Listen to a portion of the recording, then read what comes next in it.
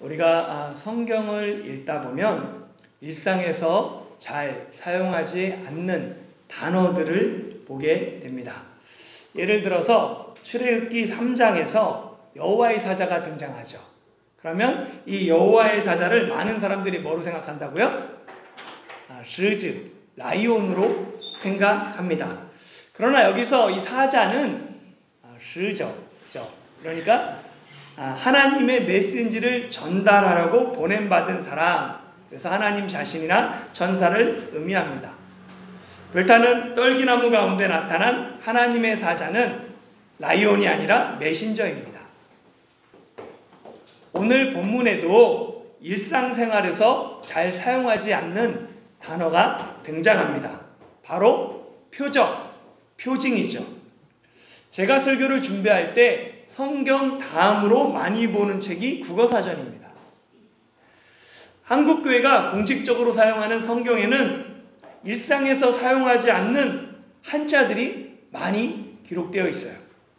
표적, 표징 역시 마찬가지이죠. 그래서 제가 한번 국어사전을 찾아봤습니다. 국어사전에서 이 표적을 찾아봤더니 세 단어가 나와요. 첫 번째 표적은 겉으로 드러난 자취. 두 번째 표적은 시나 글, 노래 등을 지을 때 남의 작품을 일부러 몰래 따다씀. 세 번째 표적은 목표로 삼는 물건. 여러분이 한번 맞춰보세요. 하나님이 보이신 표적은 위에 1, 2, 3번 중에 몇 번일까요? 답이 분명하지 않을 때는 아닌 것부터 제하면 돼요. 딱 보니까 뭐가 아닌 것 같아요? 일단은 2번은 확실히 아닌 것 같아요. 그럼 또 한번 보세요. 1번하고 3번 중에 잘 모르겠습니까? 3번도 아니죠. 저 표적이자 뭐 화살, 표적, 목표로 삼는 물건이잖아요. 그건 아니잖아요. 그러면 답이 1번이 돼요. 겉으로 드러난 자취. 그런데 정확하게 말하면 답이 1번이 아니에요. 성경의 표적은 국어사전에 없는 단어입니다. 성경의 표적은 이렇게 써요. 표적. 사실은 요 적자랑 요 적자가 같은 자취적입니다. 그런데 성경이 의도적으로 표적, 국어사전과 다른 적을 사용하는 것은 단순한 겉으로 드러나는 자취가 아니라 이적, 기적과 같은 맥락이다라고 이해한 거예요. 그래서 성경은 의도적으로 요 빨간색으로 된 표적을 사용합니다. 이전 성경에서는 그래서 이 표적을 이적이라고 번역했어요. 표적보다 어려운 단어가 표징입니다. 국어사전에서 표징은 한번 넘겨볼까요? 두 단어로 되어 있어요. 첫 번째 이 표징은 겉으로 드러나는 특징이나 상징을 뜻합니다. 두 번째 표징은 어떤 것과 다른 것을 드러내 보이는 뚜렷한 점으로 되어 있어요. 이번에는 앞에보다 맞출 확률이 높아요. 50%입니다. 1번과 2번 중에 어떤 것이 성경에서 말하는 표징일까요? 국어사전을 봐도 저도 잘 모르겠더라고요. 이 뜻을 봐도 잘 모르겠어요. 그래서 제가 예전 성경들을 찾아봤습니다. 왜냐하면 예전 한글 성경에는 한글과 함께 옆에 가로쳐서 한자를 표기해놨거든요. 그래서 좀 살펴봤더니 표징은 첫 번째 거를 사용합니다. 표징처럼 국어사전으로 봐도 뜻이 명확하지 않을 때는 어떻게 해야 되냐면 다른 번역본 성경을 찾아보는 거예요. 성경 용어는 일상 용어가 아니다 보니까 좀 낯설고 어렵습니다. 그래서 성경을 누구나 쉽고 편하게 읽을 수 있도록 번역한 성경책들이 있어요. 대표적인 쉬운 번역본 성경들이 쉬운 성경, 그리고 현대인의 성경이 있습니다. 쉬운 성경이나 현대인의 성경에 보면 표적의 표징, 이거를 하나로 기적이라고 그냥 번역했습니다. 중국어 성경도 보니까 현지라고 되어 있죠. 하나님의 이적, 하나님의 기적 이런 식으로 표현했어요. 대표적인 영어 성경 NIV도 표적을 미라클로 번역했고 표징을 사인으로 번역했습니다. 그래서 표적의 표징을 미라클러스 사인으로 번역하고 있습니다. 다양한 성경의 번역본이 있는 것은 그 번역본마다 특징이 있기 때문입니다. 현재 우리가 사용하고 있는 이 성경책은 원어를 직역한 매우 훌륭한 번역본이에요. 그러나 여러 시대가 지나면서 일상생활에서 사용하지 않는 한자들이 많다 보니까 좀 어려운 번역본이 되었습니다. 그래서 교회에 따라서는 우리가 사용하고 있는 이 개역개정 4판이 아닌 쉽게 번역된 성경을 사용하는 교회들도 있습니다. 우리 교회도 몇 년 전에 청소년들에게 성경을 읽히려고 쉬운 성경을 선물해 준 적이 있습니다. 여러분도 기회가 되면 다양한 번역본으로 성경을 읽어보는 것을 추천을 드립니다. 본문으로 돌아와서 하나님은 불붙은 떨기나무 가운데 모세에게 나타나셨죠. 그리고 모세를 부르시고 모세를 이집트 왕 파라오에게 보내시며 내 백성 이스라엘 자손을 이집트에서 인도하여 내라 라고 말씀하셨습니다. 이 하나님의 부르심에 모세가 보인 첫 번째 반응은 내가 누구이기에 그 일을 하겠습니까? 부정적으로 대답했습니다. 이 하나님이 내가 너와 반드시 함께한다 라고 약속하시고 그에 대한 증거도 약속하셨어요. 그럼에도 불구하고 모세는 여전히 하나님을 의심합니다. 그래서 하나님은 이스라엘 자손이 내 말을 들을 것이다. 그것을 보증하시고 이스라엘 자손이 출애굽할 때 이집트 사람들에게 재물을 취할 것이다 라고까지 말씀해 주세요. 이쯤 되면 하나님 알겠습니다 하고 모세가 순종할 만도 합니다.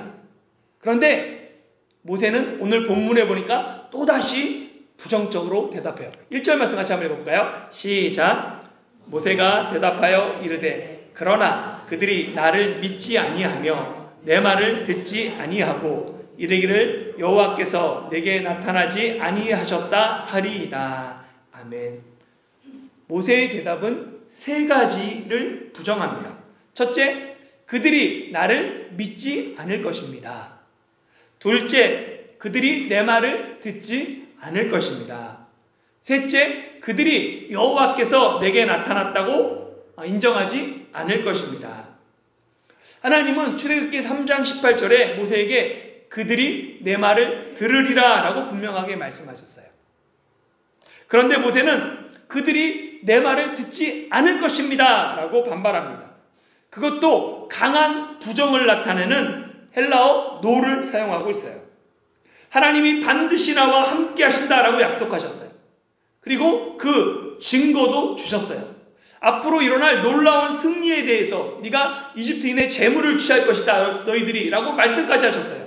그런데 모세는 그 모든 하나님의 말씀을 제대로 듣지 않습니다. 순종하기보다는 부정합니다. 그들은 절대 나를 믿지 않고 절대 내 말을 듣지 않고 결국 하나님이 나타나시기까지 부정할 것입니다. 이런 모세의 부정적인 태도는 모세가 40년 전 민족의 구원자를 자처했다가 누가 너를 우리의 재판장, 다스리는 자로 삼았느냐라는 그 비난이 깊은 상처로 남아 있었기 때문입니다.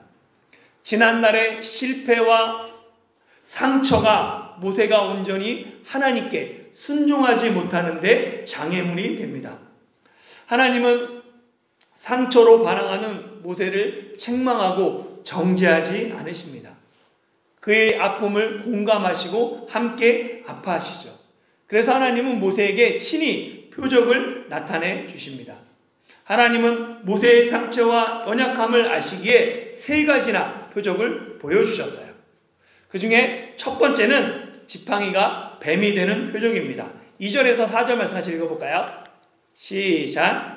여호와께서 그에게 이르시되 내 손에 있는 것이 무엇이냐? 그가 이르되 지팡이니이다. 여호와께서 이르시되 그것을 땅에 던지라 하시매 곧 땅에 던지니 그것이 뱀이 된지라. 모세가 뱀 앞에서 피하매 여호와께서 모세에게 이르시되 내 손을 내밀어 그 꼬리를 잡으라. 그가 손을 내밀어 그것을 잡으니 그의 손에서 지팡이가 된지라. 아멘.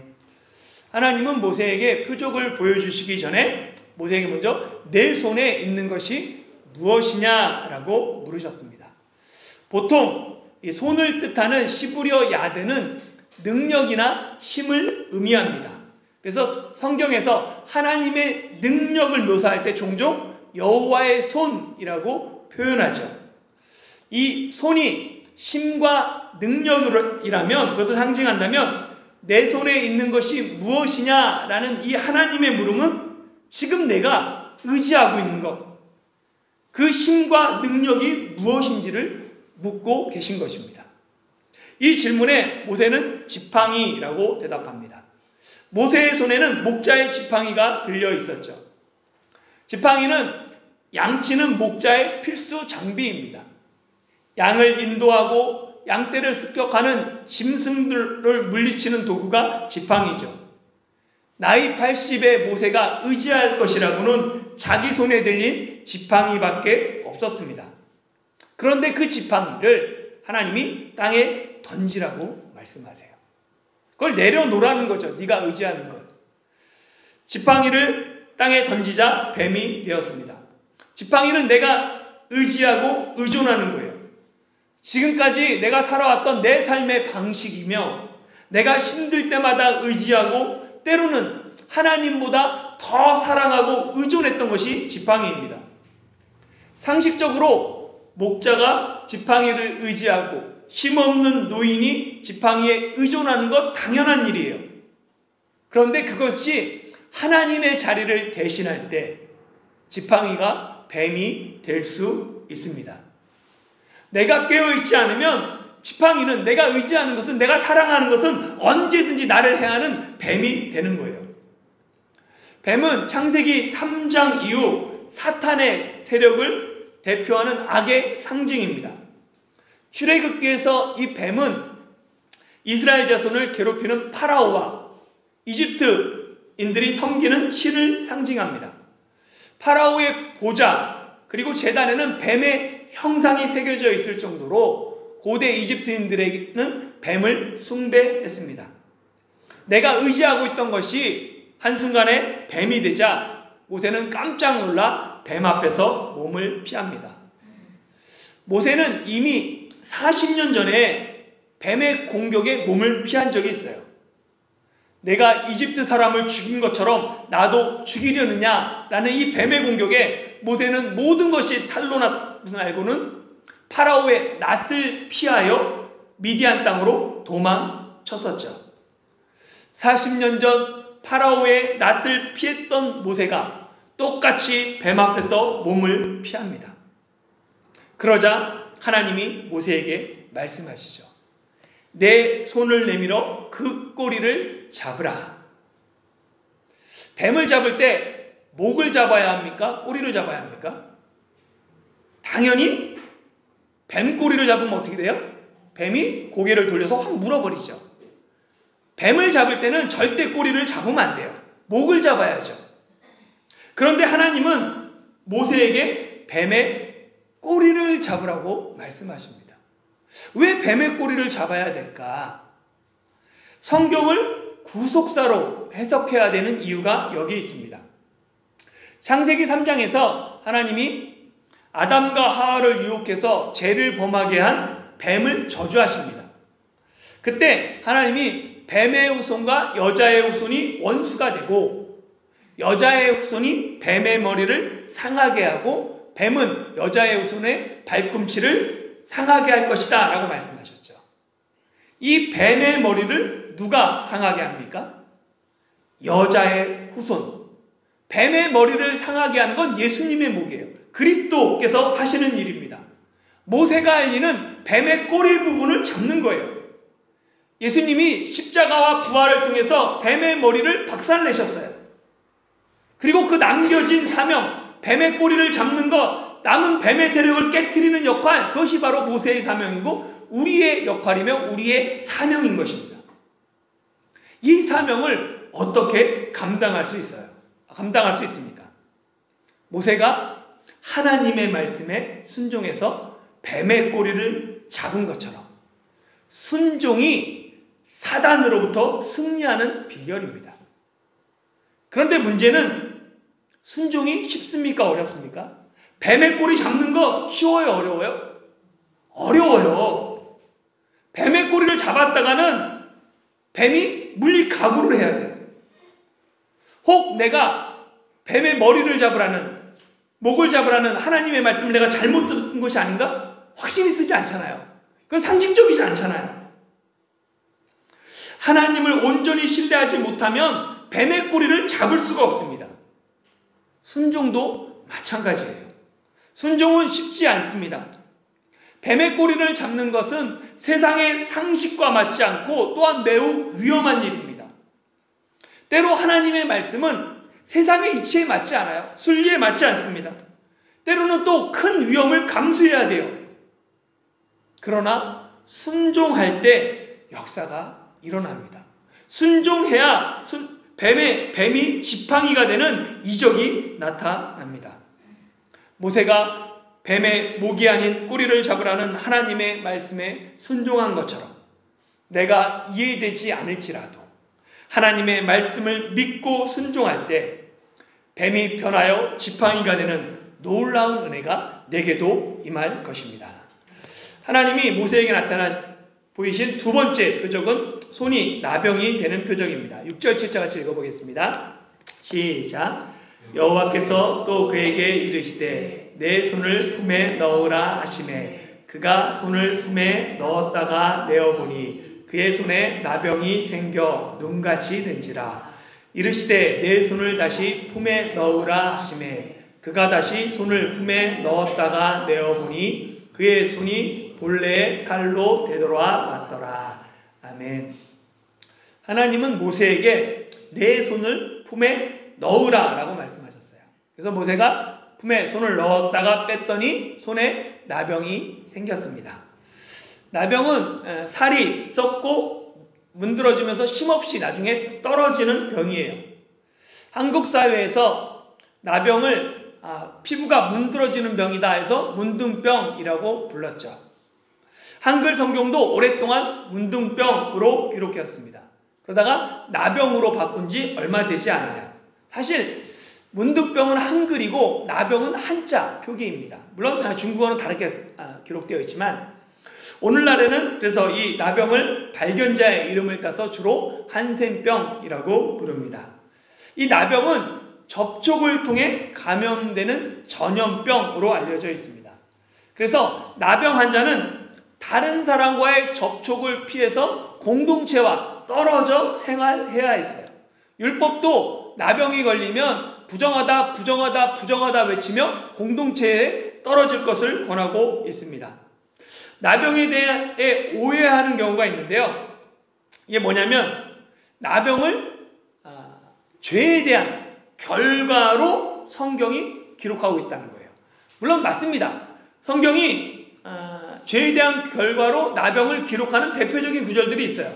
그러나 성경은 무조건 나병이 죄에 대한 결과다라고 말하진 않아요. 민수기 12장에서 미디암과 아론이 모세를 비방하죠.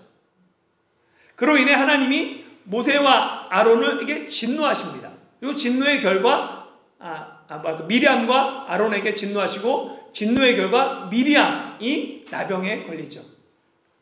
역대하 26장에 보면 유다 왕 우시아가 있습니다.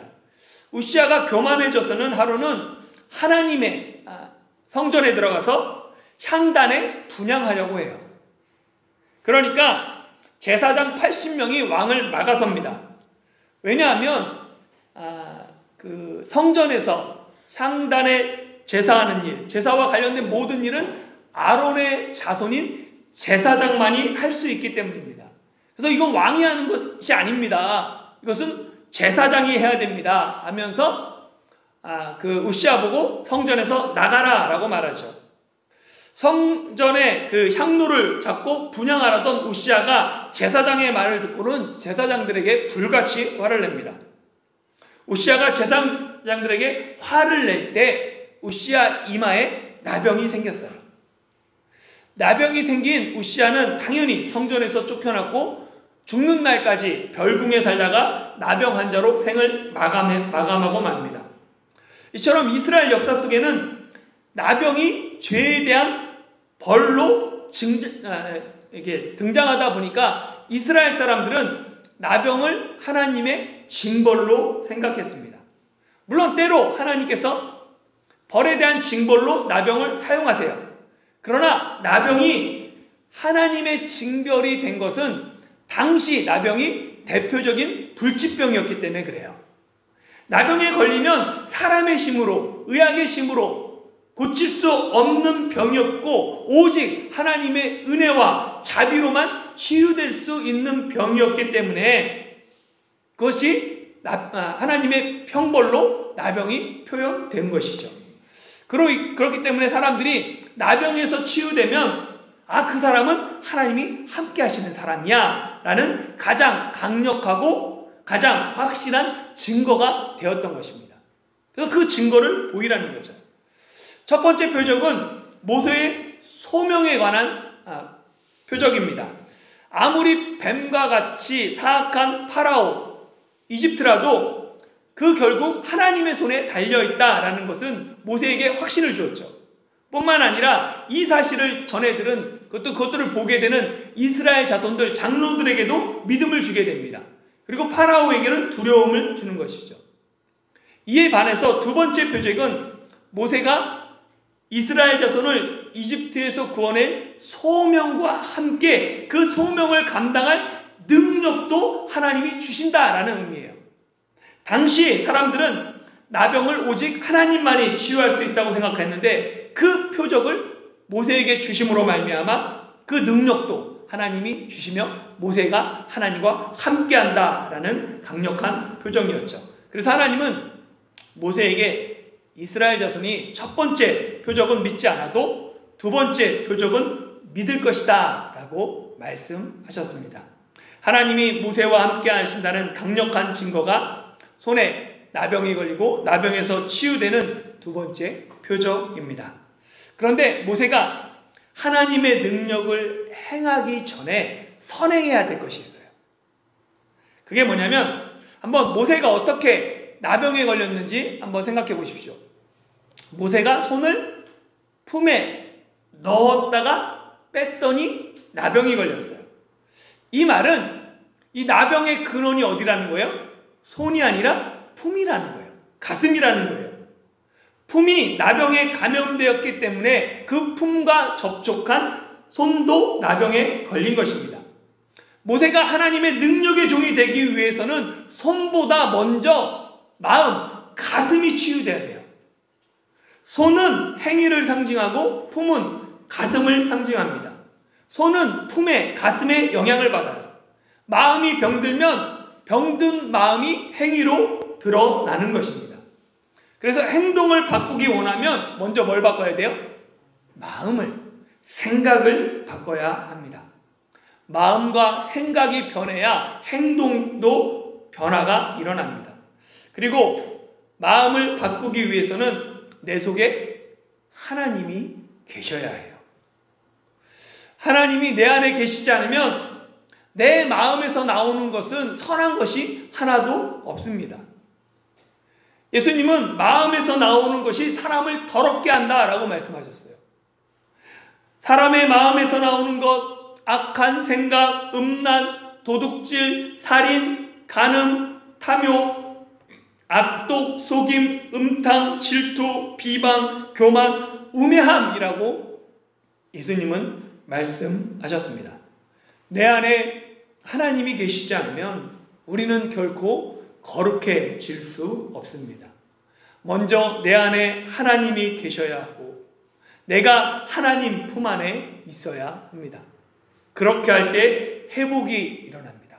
그렇게 할 때 나를 통해 능력이 나타납니다. 회복과 능력은 하나님을 내 속의 모심으로부터 시작된다는 사실을 기억하시기를 바랍니다.